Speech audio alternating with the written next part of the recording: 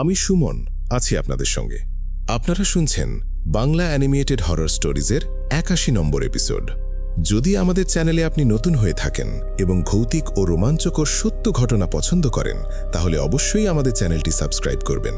আমরা প্রতিদিন রাত ৯টায় নতুন নতুন ভৌতিক ঘটনা এবং মানুষের সঙ্গে ঘটে যাওয়া বাস্তব সত্য ঘটনা তুলে ধরি। আপনার জীবনে ঘটে যাওয়া কোনো সত্য ভৌতিক ঘটনা বা আপনার শোনা সেরা ভৌতিক গল্প পাঠাতে পারেন horrorwithsuman@yahoo.com এই ইমেলে। অবশ্যই বাংলায় লিখবেন। আপনার ঘটনা নির্বাচিত হলে আমরা সেটি আমাদের পরবর্তী এপিসোডে তুলে ধরব। মাশফিক ভাই, উনি এই ঘটনাটি সংগ্রহ করেছিলেন নেপাল থেকে। উনি যখন নেপালে বেড়াতে গিয়েছিলেন, নেপালের ইলাম জেলায় এই ঘটনাটি ঘটেছিল। ইলাম জেলা হচ্ছে নেপালের কোশি প্রদেশের ১৪টি জেলার মধ্যে একটি জেলা। তো পূর্বের ঘটনায় আমরা জেনেছিলাম যে কিভাবে বিষ্ণু সর্পার নির্মলা লামসির মেয়ে যখন সবজি তুলতে যায় তখন তাকে তিলক পিশাচেরা নিয়ে যায়, তাকে মেরে ফেলে। অভিযোগ কি ছিল? অভিযোগ হচ্ছে কোনো এক তিলক পিশাচের গায়ে নাকি সে পা দিয়েছে। আসলে কি এই অভিযোগে তাকে মরতে হয়েছে? তাকে যখন খুঁজে পাওয়া যাচ্ছিল না, তখন একজন বুদ্ধ ভিক্ষু বিষ্ণু সর্পা আর নির্মলা লামসির মেয়েকে উদ্ধার করে। সেই মেয়ের নাম ছিল আশু সর্পা। তাদের আরও একটি মেয়ে ছিল ঋতু সর্পা। ঋতু সর্পাও কিন্তু গলায় দড়ি দিয়ে মারা যায়।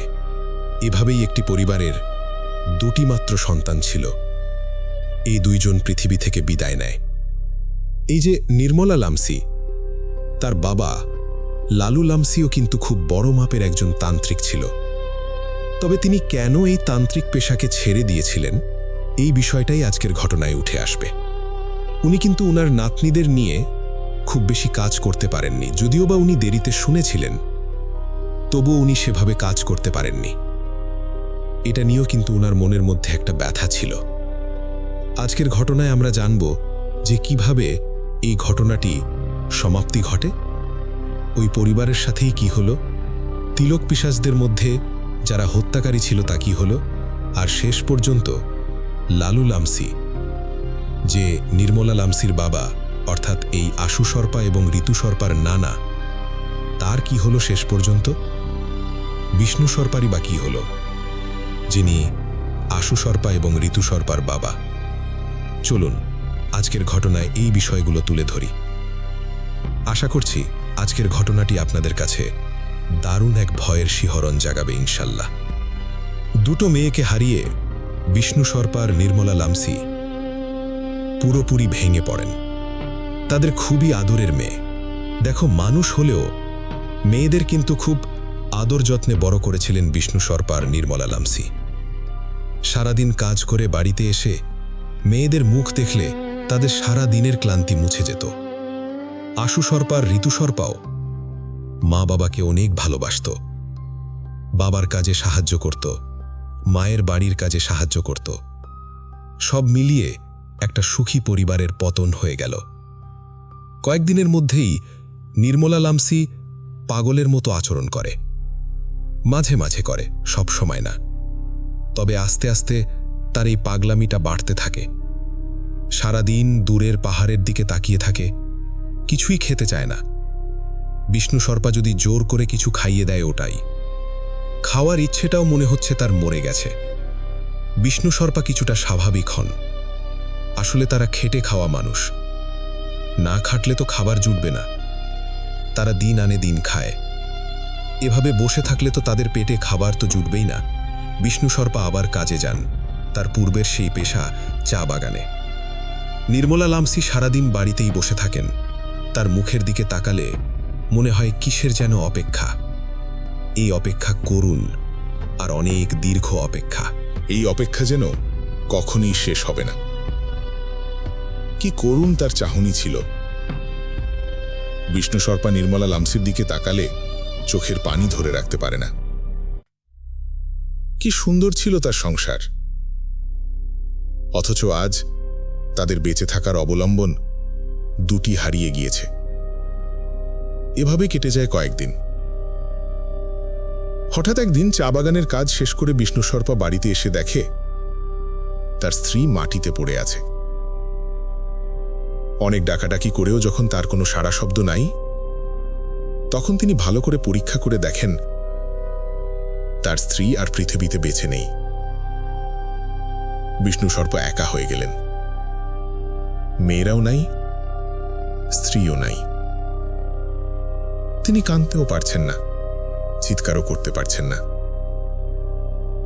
কেঁদে আর কি হবে?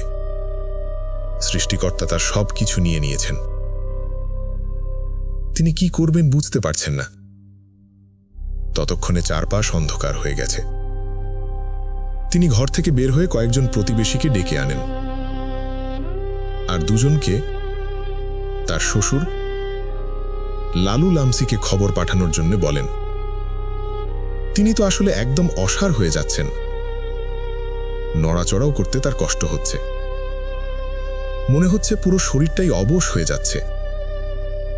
কেন জানি মনে হচ্ছিল আজ তার শরীরটা অনেক ভীষণ ভারী। নিজের শরীরটাও আজ তার কথা শুনতে চাইছে না। অনেক জোর করে শরীরটাকে নাড়ানোর চেষ্টা করছেন। প্রতিবেশীরা নির্মলা লামসির সৎকারের ব্যবস্থা করার যাবতীয় বন্দোবস্ত শুরু করলেন। ভোররাতের দিকে লালু লামসি আর তাকে খবর পাঠানোর দুইজন যে লোক, এনারা বিষ্ণু সর্পার বাড়িতে এসে পৌঁছন। তিনি তার মেয়ের দিকে তাকিয়ে প্রচণ্ড রকমের শোকাহত হন। লালু লামসির একমাত্র মেয়ে কিন্তু এই নির্মলা লামসি। মৃত মেয়ের মুখের দিকে তিনি তাকিয়ে আছেন। লালু লামসি কিন্তু খুবই শান্ত ছিলেন। তাকে দেখে মনে হচ্ছিল তিনি এসব আগে থেকেই আঁচ করতে পেরেছিলেন। তিনি তার মৃত মেয়ের কানের কাছে মুখটা নিয়ে ফিসফিস করে কিছু একটা বললেন। এরপর মেয়ের মুখটা কাপড় দিয়ে ঢেকে দিলেন। পরদিন সকালবেলা নির্মলা লামসির সৎকার সম্পন্ন হয়। লালু লামসি মেয়ের সৎকারের কাজ শেষ করে বিষ্ণু সর্পার বাড়ির চারপাশ অনেক সময় ধরে ঘুরে দেখেন। এরপর বিষ্ণু সর্পার ঘরের ভেতর গিয়ে ঘরের বিভিন্ন কোনায় কোনায় তাকিয়ে কি যেন দেখছিলেন। এরপর তিনি ঘর থেকে বের হয়ে বিষ্ণু সর্পাকে বলেন, বাবারে, তোমাকে আমি কিছু কথা বলবো। কথাগুলো তোমার জানা উচিত। আশু সর্পা কিভাবে মারা গেছে এটা তো তুমি জানো, এবং তাকে কিভাবে ফেরত আনা হয়েছে সেটাও তুমি জানো। আশু সর্পাকে বৌদ্ধ ভিক্ষু যখন নিয়ে আসে, ওই তিলক পিশাচের একটা দল তোমাদের উপর নজরদারি করত। ওরা আশু সর্পাকে মেরে ক্ষান্ত হয়নি। আমি আশু সর্পার সৎকারের দিন নির্মলাকে বলেছিলাম ঋতুকে দেখে রাখতে, কারণ আমি যখন জানতে পারি তিলক পিশাচ অবিবাহিত মেয়েদের রক্ত পান করে শক্তিশালী হয়, তখন বুঝেছিলাম ওরা চাইলেও কিন্তু ঋতুর ক্ষতি করতে পারে। আমি ঋতুর ওপর বিভিন্নভাবে নজরদারি করি, কিন্তু কোনো সমস্যা দেখতে পাই না। একটা পর্যায়ে আমি নজরদারি বন্ধ করি। তিলক পিশাচের সর্দারের ছেলে নিজেই ঋতুর রক্ত পান করার সিদ্ধান্ত নেয়। যদিও বা এটা ওদের একটা সাধারণ বৈশিষ্ট্য, তবে তিলক পিশাচের সর্দারের ছেলে সবাইকে বলে দেয় যে ঋতুর দিকে কেউ যেন নজর না দেয়, ওর রক্ত সেই পান করবে। সে সুযোগের অপেক্ষায় থাকে। ঋতু গ্রামের শেষ মাথায় গৌতম নামের একটা ছেলে আছে। এই ছেলের সাথে ভালোবাসার সম্পর্কে জড়ায়। গৌতম, ঋতু এই দুজনের ভালোবাসার সম্পর্ক খুবই ভালো ছিল এবং ওরা বিয়ে করারও সিদ্ধান্ত নিয়েছিল। এই খবরটা তিলক পিশাচের ছেলে যখন জানতে পারে, তখন সে এমন এক মায়াজাল সৃষ্টি করে, সে গৌতমের বাবা মাকে দিয়ে কয়েকদিনের মধ্যেই গৌতমকে অন্য জায়গায় বিয়ে দিয়ে দেয়। গৌতম বুঝতে পারছিল সে নিজের মনের ইচ্ছার বিরুদ্ধে কিছু করছে, কিন্তু তার নিজের ওপর কোনো নিয়ন্ত্রণই ছিল না। গৌতমের বিয়ের খবর কয়েকদিনের ভিতর ঋতু জানতে পারে। তিলক পিশাচের ছেলে এবার দারুণ একটা সুযোগ পেয়ে যায়। যদি শুধু গৌতম আর ঋতুর বিয়ে সম্পন্ন হতো, তাহলে তো সে বিবাহিত নারী হয়ে যেত। তখন তার রক্ত পান করে সে আর শক্তিশালী হতে পারত না। এজন্যেই সে এই কৌশল অবলম্বন করেছিল। আর আরও একটা তার মূল উদ্দেশ্য ছিল, গৌতমের সাথে ভালোবাসা যেহেতু একটা বিষয় ছিল, গৌতমের অন্য জায়গায় বিয়ে হয়ে গেছে, তাই এবার ঋতুকে মারতে সুবিধে হবে। সবাই বুঝবে যে ভালোবেসে গৌতমকে বিয়ে করতে না পারায় ঋতু নিজেই আত্মহত্যা করেছে। এটাই তো মানুষ বিশ্বাস করবে। এইভাবে সুযোগ বুঝে তিলক পিশাচের ছেলে ঋতু সর্পার রক্ত পান করে তাকে তার ঘরেই ঝুলিয়ে রেখে যায়, যাতে জানাজানি হলেও দোষ গৌতমেরই হবে। তাতে এক ঢিলে দুই পাখি মারার মতো, আবার তাদের কাজও হয়ে গেল। এভাবে ওরা ঋতুকে মেরেছে। আমি এটা পরে জানতে পেরেছি। আমার নিষ্পাপ দুটো নাতনিকে এভাবে নৃশংসভাবে ওরা হত্যা করেছে। ওদের শোকে আমার একমাত্র মেয়েটাও পাগল হয়ে মারা গেছে। আমিও হয়তো বেশি দিন থাকব না, কিন্তু কিছু অসমাপ্ত কাজ বাকি আছে।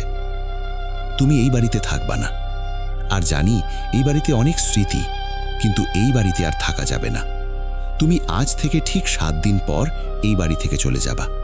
চাইলে আগেও চলে যেতে পারো। যাওয়ার আগে বাড়ির দরজায় ঋতু যে দড়ি দিয়ে ঝুলছিল সেই দড়ি দিয়ে ওই দরজার সাথে গিঁট দিয়ে যাবা। জীবনেও কোনোদিন আর এই বাড়িতে আসবা না। এই বাড়িটা চিরতরে পরিত্যক্তই থাকবে। কেউ এখানে থাকতে পারবে না। এসে আর তোমার দরকারে কিছু থাকলে সেটা যাওয়ার সময় সাথে করে নিয়ে যেও। এই বাড়ির নিরীহ কয়টা মানুষের প্রাণ যারা নিয়ে শক্তিশালী হয়েছে, তাদের এই বাড়িতেই সৎকার করব আমি। তুমি ঠিক 1 সপ্তাহের মধ্যেই চলে যাবা। যদি কখনো আমাকে প্রয়োজন হয় তাহলে আমার বাড়িতে এসো। আমি গেলাম। এটা বলে লালু লামসি তার বাড়ির উদ্দেশ্যে রওনা হয়। বাড়ির সীমানা থেকে বের হয়ে তিনি ওই বাড়িটার দিকে শেষবার যখন তাকান, বিষ্ণু সর্পা দেখছিল তার চোখ দুটো যেন লাল হয়ে গেছে। রাগে যেন চোখ দুটো ছিঁড়ে বাইরে বেরিয়ে আসবে। তিনি বাড়ির দিকে আঙুল দিয়ে ইশারা করে কি যেন একটা ইঙ্গিত করলেন।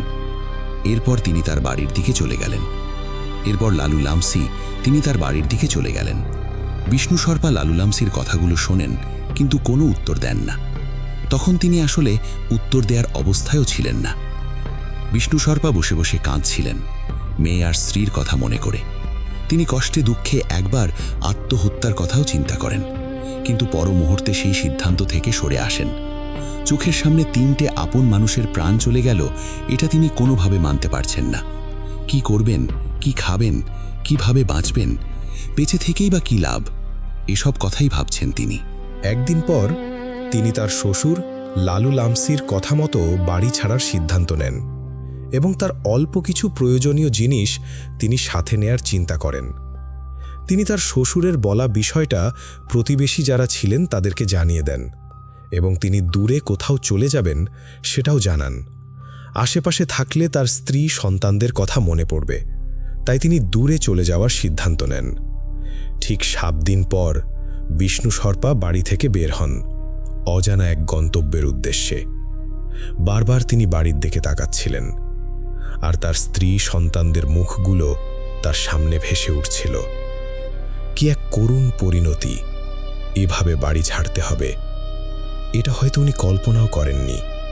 তিনি ছুটলেন নতুন ঠিকানার উদ্দেশ্যে। পড়ে রইল স্মৃতিমাখা অভিশপ্ত একটা বাড়ি। তবে বাড়ির দরজা বন্ধ করার সময় তার শ্বশুর লালু লামসির বলা সে নির্দেশনা মানতে কিন্তু উনি ভুল করেননি। যে দড়ি দিয়ে ঋতু সর্পা গলায় ফাঁস নিয়েছিল বলে সবাই জানেন, সেই দড়িটা দরজার সাথে গিঁট দিয়ে রেখে যান। এরপর উনি তো চলে যান এ বাড়ি ছেড়ে। বাড়ি ছাড়ার প্রায় বছরখানেক পর একদিন বিষ্ণু সর্পা তার শ্বশুরের কাছে গিয়ে হাজির হন। তিনি শ্বশুরকে দেখে চমকে ওঠেন।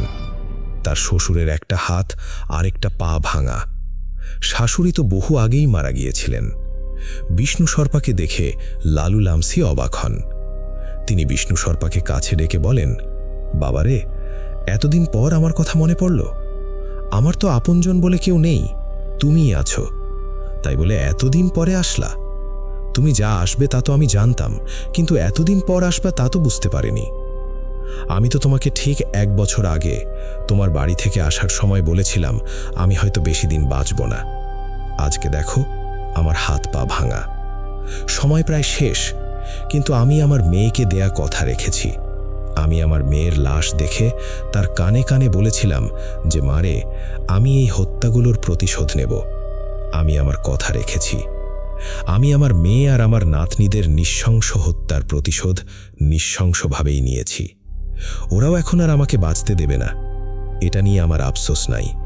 আমার কাজ আমি করেছি, এখন বেঁচে থাকলেই কি আর না থাকলেই কি।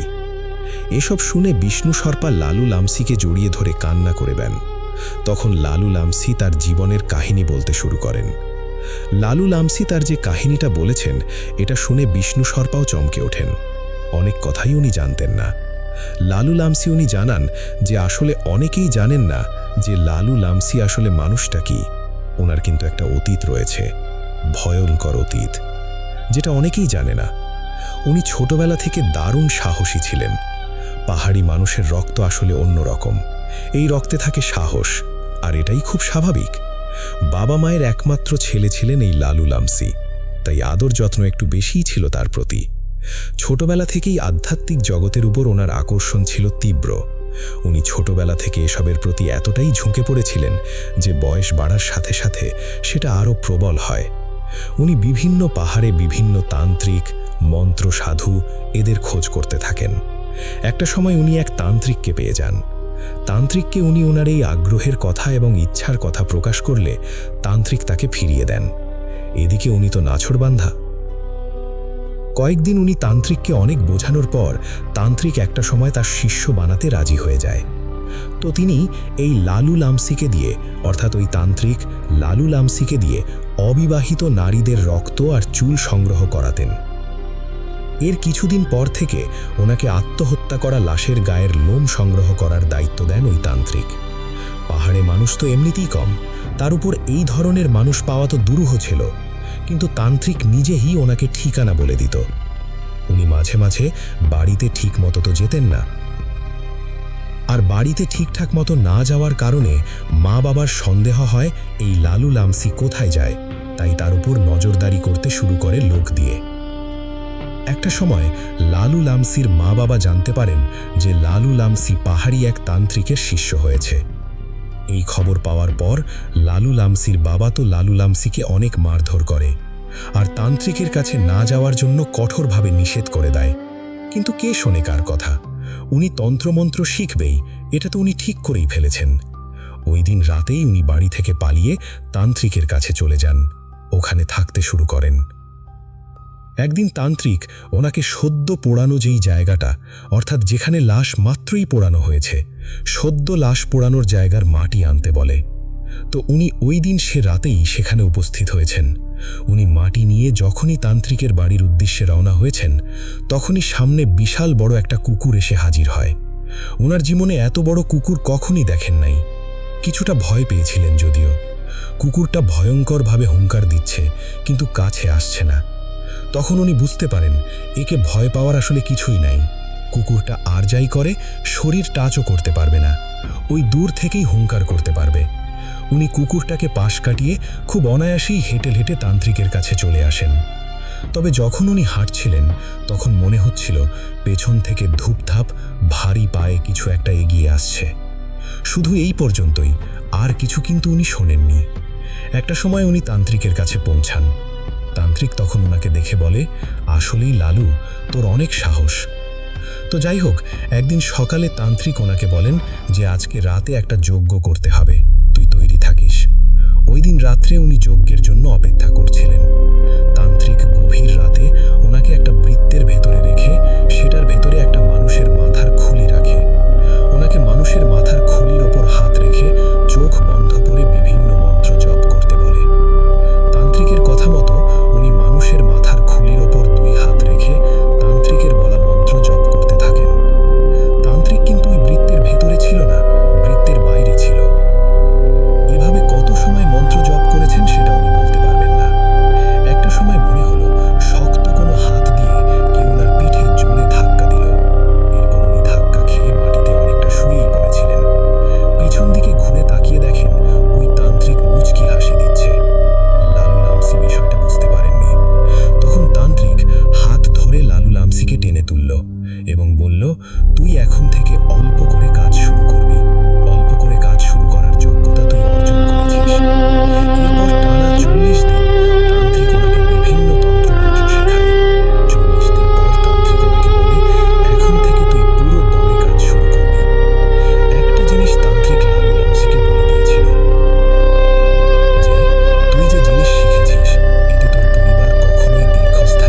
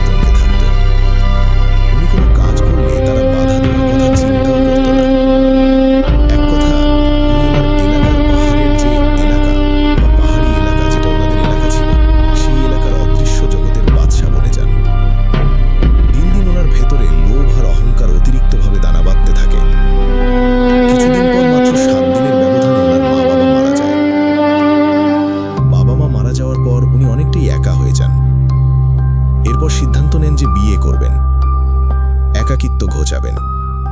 এবার উনি বিয়ে করেন। বিয়ের 7 বছর অতিবাহিত হলেও ওনার কোনো সন্তান হয় না। এরপর তো উনি চিন্তায় পড়ে যান, সন্তান কি আর ওনার কপালে নেই? নিজেই বিভিন্ন তন্ত্রমন্ত্রের আশ্রয় নেন, কিন্তু কোনো কিছুতেই কাজ হয় না। অনেক চেষ্টার পর স্বাভাবিকভাবে ওনার একটা কন্যা সন্তানের জন্ম হয়, আর সেই হচ্ছে এই নির্মলা লামসি, লালু লামসির একমাত্র মেয়ে। এরপর ওনার আর কোনো সন্তান হয়নি। এই সন্তানকে কিন্তু লালু লামসি অনেক আদর যত্নে বড় করেছেন। নির্মলার বয়স যখন 5 বছর, তখন লালু লামসির স্ত্রী মারা যায়। এরপর উনি আর বিয়ে করেন নাই। লালু লামসি আর তার মেয়ে নির্মলা লামসি, এটাই সংসার। লালু লামসি তার বিভিন্ন পিশাচদেরকে দিয়ে কাজ করাতেন, তাই সব সময় লালু লামসি তার মেয়েকে চোখে চোখে রাখতেন, যাতে করে তার কোনো ক্ষতি না হয়। একবার লালু লামসির কাছে একটা মহিলা আসে। তার স্বামীকে নাকি কালো জাদু করা হয়েছে, খুবই নৃশংসভাবে। তার অবস্থা নাকি খুবই খারাপ, তাকে বাঁচাতে হবে। তখন উনি বিষয়টা শুনে সিদ্ধান্ত নিলেন কাজটা উনি করবেন। উনি মহিলাকে বলেন যে তোমার স্বামীকে আমার কাছে নিয়ে আসো। কিন্তু স্বামীর অবস্থা নাকি এতটাই খারাপ ছিল যে নিজে উঠে দাঁড়ানোর মতো অবস্থা তার ছিল না। তাছাড়া পাহাড়ি জনপদ, আসা যাওয়া করা তো অনেক কঠিন ব্যাপার। কি আর করা, লালু লামসি নিজেই গেলেন সেই মহিলার বাড়িতে। গিয়ে দেখলেন যে খুবই বাজে একটা অবস্থা। জীবনে তো উনি অনেক রোগী দেখেছেন, অনেক মানুষের চিকিৎসা করেছেন, কিন্তু এমন ভয়ঙ্কর অবস্থা আগে কখনো দেখেন নাই। ওই লোকটার শরীরে কিছুই নাই, চামড়াটা হাড়ের ওপরে লেগে আছে, মাংস বলতে মনে হচ্ছে কিছুই নাই, মাঝে মাঝে রক্তবমি করছে। সবচেয়ে অবাক করা বিষয় হচ্ছে তার জিহ্বাটা বাইরে অনেকটাই বেরিয়ে আছে, আর সেই জিহ্বা দিয়ে টপ টপ করে লালা পড়ছে। উনি তো এটা দেখেই বুঝতে পারেন এটা কোনো সাধারণ জাদু নয়, এর উপর ভয়ঙ্কর কোনো পিশাচের ছায়া রয়েছে। এরপর লালু লামসি মহিলাকে বললেন যে তোমার স্বামীকে তুমি নিচে শুইয়ে দাও। এরপর যখন লালু লামসি লোকটার গায়ে হাত দিলেন, সাথে সাথে ওই লোকটার জিহ্বাটা আস্তে আস্তে মুখের ভেতরে ঢুকে গেল, যেটা স্বাভাবিকভাবে মানুষের থাকে। গত 7 দিন নাকি জিহ্বাটা এইভাবেই বাইরে বেরিয়েছিল। লোকটা খুব কষ্ট পেয়েছে। এই কারণে তো লালু লামসি লোকটার চারপাশে একটা বৃত্ত অঙ্কন করে। এরপর বিভিন্ন মন্ত্র জপ করতে থাকে। কোনো কিছুতেই কিছু হচ্ছিল না, কোনো কিছুর উপস্থিতিও ছিল না আশপাশে। অনেক সময় চেষ্টা করার পরও কোনো লাভ হলো না। এরপর লালু লামসি তার সাথে থাকা ব্যাগ থেকে একটি ছোট্ট 5 মিশালি তেল জাতীয় একটা পদার্থ বের করে যখনই লোকটার নাকে মালিশ করেছেন, তখনই নাকি লোকটার শরীরটা ঝাঁকি দিয়ে উঠল। এরপর উনি বুঝতে পারেন যে কোনো কিছুর একটা উপস্থিতি এখন হয়েছে, আর ওই লোকটার শরীরের ভেতরেই এটা এখন চলে এসেছে। তখন লালু লামসি বলে ওঠেন, তোকে কে পাঠিয়েছে? এই লোকটাকে এমন ভয়াবহ কষ্ট দিচ্ছিস কেন? তখন লোকটার ভিতরে থাকা শয়তানটা বলে ওঠে, আমাকে কে পাঠিয়েছে তা দিয়ে তুই কি করবি? তোর গুরু আমাদেরকে চেনে, এটাকে আমি পিষে পিষে মারব। এটাকে মারার জন্যে 2টা অবিবাহিত নারীর রক্ত আমাকে উৎসর্গ করা হয়েছে। তারপর এই 2টা অবিবাহিত নারীকে বলি দেওয়া হয়েছে, আর এটা দিয়েই আমাকে এখানে পাঠানো হয়েছে। সুতরাং আমি তোকে মারবই, আমি চুক্তিবদ্ধ। যেই আমাকে আটকাতে চাইবেই তাকে আমি শেষ করব। এই কথা শোনার সাথে সাথে লালু লামসির শরীরের রক্ত তো টকবক করে ফুটতে থাকে। যেখানে পিশাচরা তার নাম শুনলেই ভয় পায়, সেখানে লালু লামসির সামনে দাঁড়িয়ে হুমকি দিচ্ছে, এত বড় সাহস! তখন উনি কয়েকটা মন্ত্র পাঠ করেন, আর ওনার সাথে থাকা আরেকটা পুটলি থেকে রক্তমাখা মাটি বের করে লোকটার মুখে ঢুকিয়ে দিয়েছেন। এরপর লোকটা অস্বাভাবিকভাবে নড়াচড়া করতে থাকে, আর্তনাদ করতে থাকে। কয়েক মিনিটের মধ্যে এই আর্তনাদ বন্ধ হয়ে যায়। শুধু একটাই কথা ওই লোকটার মুখ থেকে বেরিয়েছিল, তোর একটা মেয়ে আছে না? ওরা তোর মেয়েকে কিন্তু ছাড়বে না। এর পরপরই নাকি একটা কালো কুচকুচে বিশাল আকৃতির একটা বাদুড় কোত্থেকে এসে ওই লাশ ওই লোকটার পাশে ধপাস করে পড়ে যায়। দেখা গেল বাদুড়টা মারা গেছে। তখনই লালু লামসি বুঝতে পারেন ওই পিশাচটা মারা গেছে। পিশাচটা মূলত এই লোকটার শরীরের ভেতরে না থাকলেও সে খুব কাছাকাছি ছিল। যখনই ওই বিশেষ মাটিটা ওই লোকটার মুখের মধ্যে ঢুকিয়ে দেওয়া হয়েছে, এই মাটিটা ছিল ওই পিশাচের জন্য বিষ তুল্য। যেহেতু ওই পিশাচটা দূরে থেকেও প্রভাবিত করছিল এই ব্যক্তিকে, যখনই এই মাটিটা দেওয়া হয়েছে, এই মাটিটা ওই পিশাচের শরীরের মধ্যে ঢুকে গেছে। তখনই ওই পিশাচটা ছটফট করতে করতে মারা গেছে। আর সে ছটফট করতে করতে এই লোকটার পাশে এসেই পড়েছে আর মারা গেছে। যাই হোক, এরপর বোঝা গেল পিশাচটা মারা গেছে। এবার লোকটাও কিছুটা স্বাভাবিক হয়। এরপর লালু লামসি বলে দেন যে এখন আর কিছু হবে না, এবার কিছু ভেষজ ওষুধ খাও, আর কোনো সমস্যা নেই। এরপর ওই বাদুড়টা নিয়ে উনি হাঁটতে শুরু করেন। বাড়িতে ফেরার সময় বাদুড়টা যখন ওনার হাতে ছিল, তখন মনে হচ্ছিল ওনার চারপাশটা যেন ভারী হয়ে আছে। জীবনে বহুবার বহু জায়গায় নানা রকম কাজের সম্মুখীন উনি হয়েছেন, কিন্তু এতটা বিব্রতকর অবস্থায় এই প্রথম পড়লেন। হুমকিও দিয়েছে তাকে আবার, তবে বিষয়টাকে এত গুরুত্ব দিলেন না। পাহাড়ের পথের পাশে একটা জায়গায় এই বাদুড়টাকে মাটি চাপা দিয়ে দিলেন। এভাবে চলতে থাকে দিন। মেয়েটাও দিন দিন বড় হচ্ছে, অর্থাৎ এই নির্মলা লামসি বড় হচ্ছে। একদিন গভীর রাতে ঘরের বাইরে থেকে একটা ডাক আসে। তখন উনি বাইরে বের হয়েছেন। এত রাতে পাহাড়ি এলাকায় কে আসে, কে আসলো? বের হয়ে দেখেন একজন লোক দাঁড়িয়ে আছে। তিনি বললেন যে, ভাই, আমার একটা কাজ করে দিতে হবে, বিনিময়ে আমি কিন্তু আপনাকে অনেক টাকা দেব। তখন লালু লামসি বলেন যে, কাজটা কি আগে সেটা বলেন। লোকটা বলে, একটা লোককে বান মেরে মেরে ফেলতে হবে। বান মারাকে নাকি পাহাড়ি স্থানীয় ভাষায় ধিং বলে, অর্থাৎ নেপালি ওই এলাকাতে বান মারাকে ধিং বলে। সে যা চায় তাই দেবে, কিন্তু লোকটাকে বান মারতে হবে যাতে সে দ্রুত মারা যায়। তখন লালু লামসি বললেন, ঠিক আছে, সকালে আসেন দেখি। চিন্তা ভাবনা করে ওই লোকটা মনে হয় কিছু একটা ভাবলেন। হয়তোবা এটাই ভেবেছিলেন সকালে যদি লালু লামসি তার আবার সিদ্ধান্ত পরিবর্তন করে। এই জন্যে দ্রুত বেশ কিছু অর্থকড়ি বের করে লালু লামসির হাতে ধরিয়ে দিয়ে বলল যে, এটা রাখেন, আমার কাজটা খুবই জরুরি। এরপর লালু লামসি লোকটার নাম জিজ্ঞেস করলেন যে আসলে কাকে বান মারতে হবে, কোন লোকটাকে। এরপর সে নাম বলল এবং লোকটার জামার একটা অংশ সে সাথে করে নিয়ে এসেছিল। সে বলল যে এর থেকে বেশি কিছু আর জোগাড় করা সম্ভব না, টাকা যা লাগবে দেব, যা দিলাম এটা দিয়ে কাজ করতে হবে, অর্থাৎ জামার যে অংশ দিয়েছি এটা দিয়ে কাজ করতে হবে, তার চুল নখ এসব কোনো কিছু দিতে পারবো না। এরপর লালু লামসি বললেন, ঠিক আছে, যাও, কাজ হয়ে যাবে। পরদিন সকালে লালু লামসি তার অনুগত পিশাচদেরকে পাঠালেন খবর আনতে। পিশাচটা এসে লালু লামসিকে যেটা বলল সেটা শুনে লালু লামসি অবাক।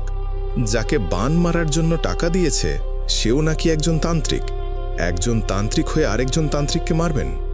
বেশ দোটানায় পড়ে গেলেন। তবে মনের ভিতরে একটা শয়তানি ভাব উকি দিল। লালু লামসি ভাবলেন, দেখি না কাজটা করে, নিজের ক্ষমতা একটু ঝালাই হয়ে যাবে। তান্ত্রিককে মারা তো সহজ কাজ না, সেই তান্ত্রিকও শক্তিশালী, লড়াইটাও জমবে ভালো। লালু লামসি তার অনুগত পিশাচের ভেতর থেকে সবচেয়ে শক্তিশালী 10টা পিশাচকে ডাকেন। তাদের সাথে আলোচনা করে ওই তান্ত্রিককে বান মারার পরিকল্পনা করেন এবং উনি ওই দিন রাতেই বান মারার কাজ শুরু করেন। জীবনে প্রথমবারের মতো ওনার জানা যত শক্তি আছে তার 90% একজনের ওপরই প্রয়োগ করেন। তখনও জানতেন না যে আসলে কি হতে চলেছে। কাজ শেষ করলেন। পরদিন থেকে এই নির্মলা লামসি অর্থাৎ লালু লামসির যে মেয়ে, সে কিছুটা অসুস্থতা বোধ করতে থাকে।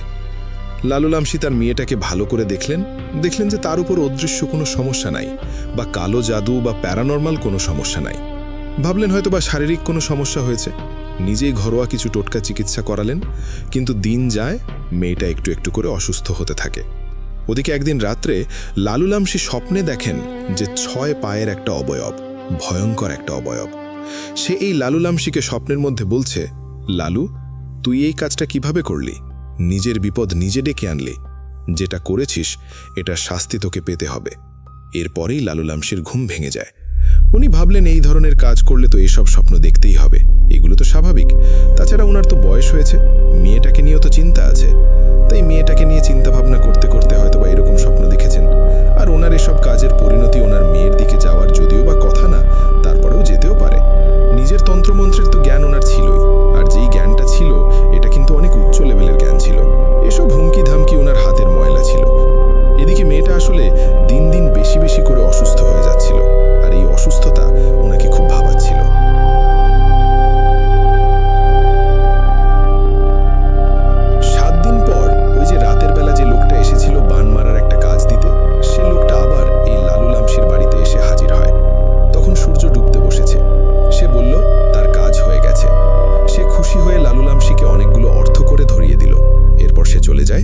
লালুলামসি কিন্তু ওই লোকটাকে চিনতে পারেনি।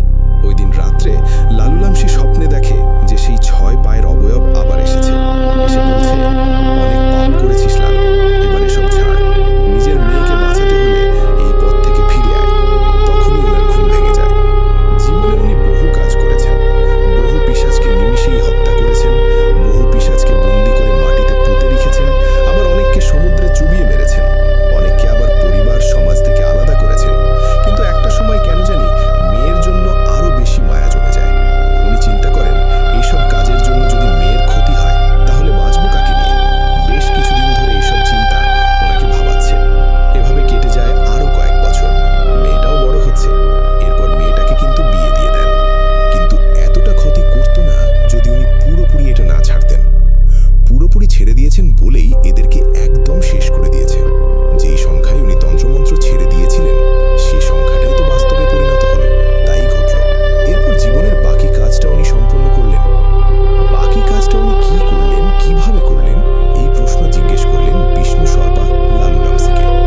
তখন লালুলামসি দীর্ঘশ্বাস ফেলে বললেন, যেটা ঘটেছে সেটা ছিল আমার জীবনের সবচেয়ে ভয়াবহ কাজ। জীবনের লোভে পড়ে তান্ত্রিক হওয়ার আশায়, ক্ষমতার দাম্ভিকতায় অনেক পাপ করেছি, অনেক খারাপ কাজ করেছি। কিন্তু এবার নিজের পরিবারের সাথে নৃশংস ঘটনার প্রতিশোধ নৃশংস এবং ভয়াবহভাবেই নিয়েছি।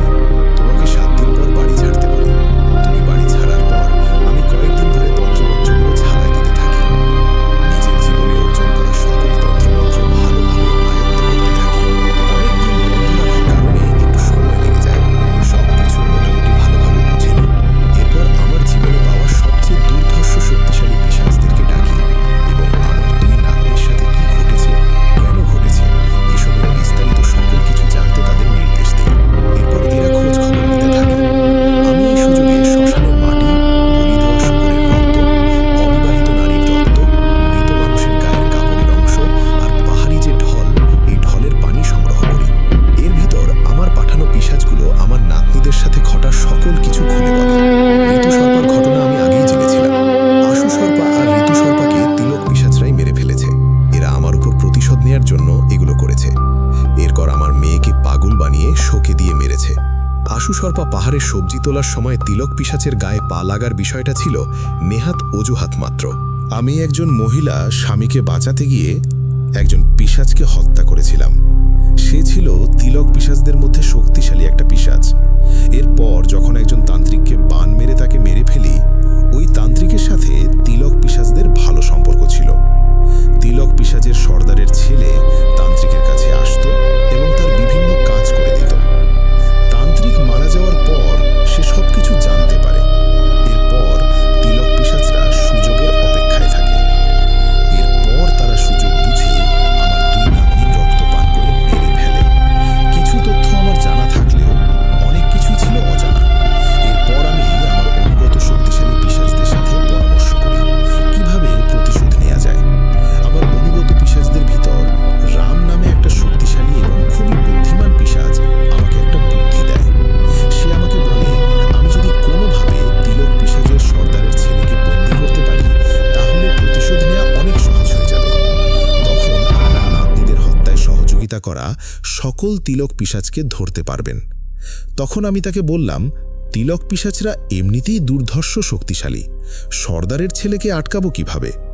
তখন রাম বলল, আপনাকে 3 দিন যজ্ঞ করে একটা মায়াজাল সৃষ্টি করতে হবে। একটা অবিবাহিত মেয়েকে তাকে বুঝিয়ে শুনিয়ে একটা নির্জন স্থানে রেখে দিতে হবে নির্দিষ্ট সময়ের জন্য। এরপর সে আবার তার বাড়িতে চলে যাবে। তিলক পিশাচের ছেলের অবিবাহিত নারীর রক্তের খুব নেশা। সে যদি অবিবাহিত নারীকে নির্জন জায়গায় পেয়ে যায় তাহলে সে আসবেই, আর এটাই হচ্ছে সুযোগ। আমি নিজেকে যজ্ঞের জন্য তৈরি করতে থাকি। এর ভিতরে একটা অবিবাহিত নারীর সন্ধান করতে থাকি এবং পেয়েও যাই। আমি বুঝিয়ে শুনিয়ে এই মেয়েটাকে রাজি করাই, কিন্তু তাকে বুঝতে দেইনি আসলে কাজটা কি হবে। না, শুধু বলেছি যে মারে, তুমি নির্দিষ্ট সময়ের জন্য এখানে শুধু বসে থাকবা, আর কোনো কাজ নেই। এরপর আমি বললে আবার বাড়িতে চলে যাবা। প্রয়োজনে আমি তোমাকে বাড়ি পর্যন্ত এগিয়ে দিয়ে আসব। মেয়েটাও কোনোভাবেই বুঝতে পারেনি যে আসলে ঘটনাটা কি হচ্ছে। পাহাড়ি এলাকার প্রায় জায়গায় তো অনেকটা নির্জন, মানুষের আনাগোনা অনেকটাই কম। আমি এক পূর্ণিমার রাতে যজ্ঞ শুরু করি। রাম আমাকে বিভিন্ন মন্ত্র শিখিয়ে দিয়েছিল, সেগুলো জপতে থাকি। সামনে কাঠ দিয়ে আগুন জ্বালিয়ে দিই, দাউ দাউ করে আগুন জ্বলছিল। মন্ত্র যত দ্রুত পড়ি, আগুন ততই দাউ দাউ করে জ্বলতে থাকে। এভাবে করতে করতে একদিন দুদিন কেটে যায়। এই দুদিন কিন্তু কিছুই হয়নি। দুদিনই ওই মেয়েটাকে নিয়ে একটা জায়গায় বসিয়ে রেখেছিলাম, আবার তাকে বাড়িতেও পৌঁছে দিয়ে এসেছিলাম। তৃতীয় দিনের মাথায় তিলক পিশাচের সর্দারের ছেলে, সেই দুর্ধর্ষ পিশাচ সেই অবিবাহিত মেয়ের কাছে চলে আসে। তখনই বুঝতে পারি এটা আসলেই সেই তিলক পিশাচের সর্দারের ছেলে। সবসময় সব খবর রাম আমাকে দিচ্ছিল, আর আমি সাথে সাথে তিলক পিশাচের সর্দারের ছেলেকে বন্দি করে আমার বাড়ির মাটির নিচে আপাতত পুঁতে রাখি। এরপর তার কাছে জানতে চাই আমার নাতনিদের হত্যায় কারা কারা সহযোগিতা করেছে। সে সব স্বীকার করে। আমি সেই পিশাচগুলোকে আহ্বান করি। তারা তিলক পিশাচের সর্দারের ছেলের জন্য আসতে বাধ্য হয়। সুযোগ পেয়ে আমি সবগুলোকে পুড়িয়ে ফেলি। এরপর মাটি চাপা দিয়ে দেই।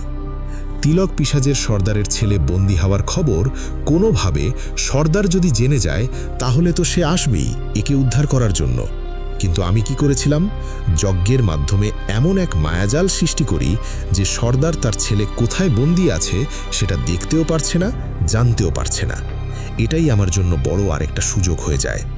সর্দারের ছেলে আমাকে বারবার হুমকি দিতে থাকে, আমার পরিবার খবর পেলে তোকে ছেড়ে ফেলবে তান্ত্রিক, সময় থাকতে আমাকে ছেড়ে দে। এদিকে আমার চোখের সামনে আমার দুই নাতনি আর আমার একমাত্র মেয়ের মুখটা ভেসে ওঠে।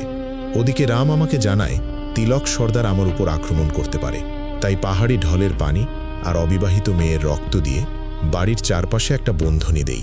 ঠিক বাড়ির মাঝখানে একটা শূকর বলি দিয়ে তার মাথায় মন্ত্র পড়ে মাটিতে পুঁতে রাখি, যাতে যত শক্তিশালী পিশাচ আমার বাড়িতে আসুক না কেন ভেতরে প্রবেশ করতে পারবে না। ওদিকে আমি তিলক সর্দারের ছেলেকে বিভিন্নভাবে কষ্ট দিতে থাকি। আমি বুঝতে পারছিলাম একে বেশি দিন বন্দি করে রাখা কঠিন, দ্রুত একে কিছু একটা করতেই হবে। রাত হলেই আমার বাড়িটা বারবার থরথর করে ভূমিকম্পের মতো কেঁপে ওঠে। একদিন রাত্রে আমি ঋতুসর্পার গলার দড়ি দিয়ে তিলক পিশাচের ছেলের বোতলের মুখে বেঁধে হাতে করে বাড়ির উদ্দেশ্যে রওনা দেই। আর এই বাড়িটা হচ্ছে তোমার বাড়ি বিষ্ণু সর্পা, তোমার বাড়ি যেটা তুমি ছেড়ে চলে এসেছিলে। আমি নিজেই একটা ভয় আর আতঙ্ক নিয়ে সামনের দিকে আগাই। আর যেই দড়িটা তুমি তোমার দরজার সাথে বেঁধে রেখেছিলা, এই দড়িটা কিন্তু ওখানেই ছিল। এর অংশবিশেষ আমি আগেই নিয়ে এসেছিলাম। আমি তো একটা চাপা আতঙ্কের ভয় নিয়ে রওনা দিয়েছি। আমি কি আমার মেয়েকে দেয়া কথা রাখতে পারবো? ভোর রাতের দিকে আমি তোমাদের বাড়িতে পৌঁছাই। এরপর ঋতুসর্পা দেয়া সেই দড়ি, অর্থাৎ ঋতুসর্পা যেই দড়ি দিয়ে গলায় দড়ি দিয়েছিল, সেই দড়ি তো ওখানেই ছিল, সেটাও আমি এবার নেই। আর একটা অংশ তো ওই বোতলের মুখে লাগানো ছিল আগেই। এরপর বোতলটা আমি মাটিতে আছাড়াতে থাকি, আর বোতলে আমি একটা একটা করে শুয়োরের খোঁচা দিতে থাকি। চারদিকে মনে হচ্ছিল ভয়ঙ্কর তাণ্ডব চলছে, কিন্তু কোনো তাণ্ডব আমার কাজ থামাতে পারছিল না। ঘেমে আমার শরীর দিয়ে টপ টপ করে পানি পড়ছিল। আমি প্রতিশোধের নেশায় পাগল হয়ে গিয়েছিলাম। বোতলে 57টা সূঁচ দিয়ে আমি খোঁচা দিয়েছিলাম। একটা সূঁচ দিয়ে একবারই খোঁচা দেয়া যাবে, দ্বিতীয়বার ওই সূঁচের যে সূচালো অংশ ওটার ওই জিনের উপরে কাজ করবে না। 57টা সূঁচ ফোটানোর পর একটা সময় তিলক পিশাচের সর্দারের ছেলে নিস্তে চেয়ে পড়ে। বোতল আছাড় দিয়ে মন্ত্র পড়ে যখন বোতলে একটা করে সূঁচ দিচ্ছিলাম, তখন মনে হচ্ছিল তিলক সর্দারের ছেলে বিভৎসভাবে চিৎকার করছে, গগন বিদারী চিৎকার। চারপাশ ভারী হয়ে উঠছিল তার চিৎকারে। রাত যেন শেষই হচ্ছিল না। 57টা সূঁচ যখন আমি ওই বোতলের উপর প্রয়োগ করি, সে নিস্তেজ হলে বুঝতে পারি সে আর বেঁচে নেই। এরপর সেই বোতলটাতে ঋতুসর্পার গলায় দেয়া যে দড়িটা, এই দড়িটার সাথে আরও একটা অংশ, যেই অংশটা মূলত ঋতুসর্পা ব্যবহৃত একটা কাপড় ছিল, এবং সেই ব্যবহৃত কাপড়, যে কাপড়টা সে গলায় দড়ি দেবার সময় পরা ছিল, সেই কাপড়টা দিয়ে ওই বোতলটা মুড়িয়ে নেই। এরপর বিভিন্ন পশুর তেল বোতলে মাখিয়ে বোতলটা বিষ্ণু সর্পা, অর্থাৎ তোমার বাড়িতে পুঁতে ফেলি। তখন পৃথিবীতে আমার চেয়ে বেশি সুখী কেউ ছিল না। যারা আমার নাতনিদের রক্ত চুষে মেরে ফেলেছে, তাকে আমি এই বাড়িতেই নৃশংসভাবে মেরে মাটিতে পুঁতে রেখেছি।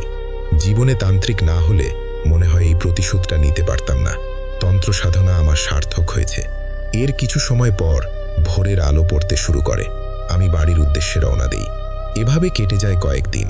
একদিন রাতে হঠাৎ ঘুমের ভেতরে কোনো একটা জিনিস আমাকে উপরে উঠিয়ে আছাড় মারতে থাকে। এতে আমার একটা হাত আর একটা পা ভেঙে যায়, শরীর বিভিন্ন স্থানে কেটে যায়। কালো একটা ছায়া আমাকে বলে, মৃত্যুর জন্য তৈরি হও। এরপর আমি বেহুশ হয়ে যাই। যখন আমার হুঁশ ফেরে, আমার উঠতে খুব কষ্ট হচ্ছিল। হাত ভাঙা, পা ভাঙা, সাথে শরীরের অনেক জায়গায় আঁচড়ের দাগ। নিজেকে সামলে নিলাম। এরপর হাত পায়ের ঘরোয়া চিকিৎসা নিজেই করলাম, কিন্তু হাত আর পা ঠিক হয়নি। এরপর থেকে রাতের বেলায় মাঝে মাঝে ভয়ঙ্কর স্বপ্ন দেখি। ঘরটা কেমন যেন ভারী হয়ে থাকে। রাতের বেলা মনে হয় ভূমিকম্প হচ্ছে, কখন ওরা আমাকে মেরে ফেলে সেই অপেক্ষায় থাকি। এসব নিয়ে আসলে আমি আর ভয় পাই না। আমার যেটা করার সেটা আমি করে ফেলেছি। খুব ভয়ঙ্করভাবে আমি প্রতিশোধ নিয়েছি। এখন ওদের কাছে যাবার পালা।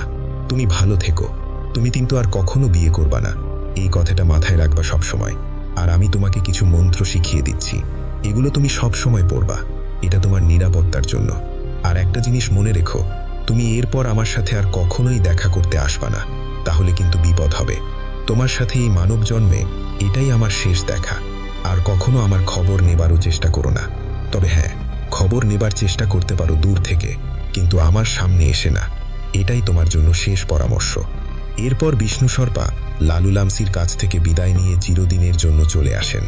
এরপর লালু লামসির সাথে আর কখনোই তার দেখা হয়নি। লালু লামসি কি বেঁচে আছে নাকি মারা গেছে, এই তথ্য বিষ্ণু সর্পা আর নিতে পারেননি, বা নেনও নেই। বিষ্ণু সর্পা কখনোই তার পুরনো বাড়িতে ফেরেননি। উনি আর বিয়েও করেননি। ওই পুরনো বাড়িটা একদমই পরিত্যক্ত। উনি জীবনে যতদিন বেঁচে ছিলেন একাই ছিলেন। 2014 সালে বিষ্ণু সর্পা মারা যান। এভাবে একটা পরিবারের সমাপ্তি ঘটে। ইলাম জেলায় একসময় মানুষের মুখে মুখেই ঘটনাটি ছিল। কালের বিবর্তনে মানুষ ভুলে গেছে, কিন্তু বয়স্ক মানুষ যারা, তাদের বেশিরভাগই এই ঘটনাটির কথা জানেন। এটাই ছিল ঘটনা। প্রিয় লিসেনার্স, আমরা তিলক পিশাচের ঘটনা শুনলাম। দুর্দান্ত একটি ঘটনা। এই ঘটনার 2টি পার্ট রয়েছে। আমরা তো প্রথম পার্ট প্রচার করেছি, আপনারা আশা করছি প্রথম পার্ট শুনেছেন। তারপরেও এই ভিডিওর ডেসক্রিপশনে আমরা তিলক পিশাচের প্রথম পার্টটি দিয়ে রাখব। যদিও বা আমি অতি সংক্ষেপে ঘটনার শুরুতে প্রথম পার্টের মূল বিষয়টা বলেছি, তবুও আমি পরামর্শ দিব, আপনার সুযোগ পেলে তিলক পিশাচের প্রথম পার্টটি শুনে আসবেন। এই ভিডিওর ডেসক্রিপশনে লিংক দেয়া রয়েছে। ধন্যবাদ জানাচ্ছি আব্দুল কাদের ভাইকে ওনার পাঠানো ঘটনার জন্য। আজকের ঘটনাটি কেমন লাগলো তা অবশ্যই কমেন্ট করে জানাবেন।